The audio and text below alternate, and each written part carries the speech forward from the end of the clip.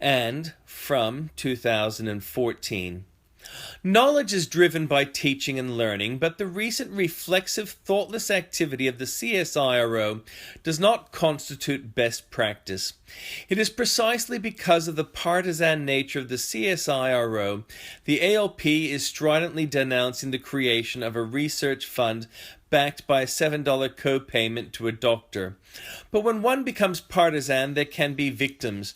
One example of this is the terribly biased news organization Al Jazeera, which prides itself on its close contact with terrorists in the Middle East.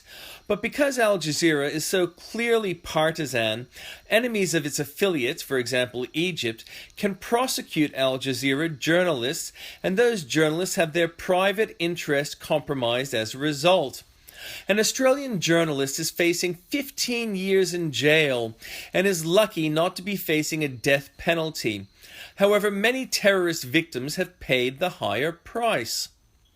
Some say it is the inhumane experimentation of people like Mengele which drive knowledge in large strides. The body of that butcher was exhumed in the land he had fled to on this day in 1985. An outrageous abuse of power had led to the scientific discovery of the process of digestion. It involved an accident that happened on this day in 1822.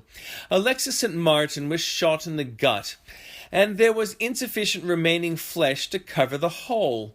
An army surgeon, William Beaumont, took the opportunity to study the working gut, and that is why we know how a Big Mac gets digested. It is fun to stay at the YMCA, and people could do so from this day in London in 1844, after it was founded. Andrew Jackson was not a good president of the United States, but he was the first to ride on a train on this day in 1833. They say, but for Venetian blinds, it would be curtains for all of us, but it was the Venetians who did for Holy Roman Emperor Maximillien I on this day in 1508. However, this day should forever be remembered for the invasion of Normandy in 1944. In terrible weather, over 150,000 men of many nations faced a dug-in and determined Nazi defense and won. The invasion could balloon to over 1 million in the following days and liberate Western Europe from oppression.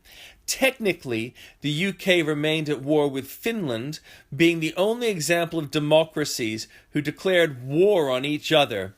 UK relented in 1947.